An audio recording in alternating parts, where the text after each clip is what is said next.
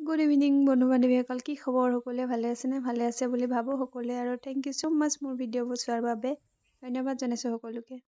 এই ঘৰত বোলে আইতাৰ মাছকেইটা দেখি বোলে কচু খাবলৈ বৰ মন যোৱা দেখি আমি কচু কাটিবলৈ আহিলোঁ আজি আইতা আৰু মই। ৰাতিৰ সাঁজ বোলে তৃপ্তিৰে খাম কচুৰ লগত। সৰু সৰু মাছ এনেও কচু সৈতে খাবলৈ খুবেই ভাল লাগে, সেইকাৰণে আমি কচু কাটিবলৈ আহিলোঁ। আৰু ওচৰত দেখিছেনে কুলি কুলি কচুপাত ওলাই আছে, আৰু ইফালে আছে বেত গছ ওচৰতে, ইমান ডাঙৰ বেত গছ দেখিছেনে? আমিবোৰ কচু শাক ছিঙি আহিলোঁ, আকৌ ইহঁত মানিমুনি শাক ছিঙিবলৈ যায় হেনো। ইফালে পথাৰত যাব মানিমুনি ছিঙিবলৈ, আৰু ইফালে ইয়াত দেখিছেনে মাছ ধৰিও আছে পথাৰত।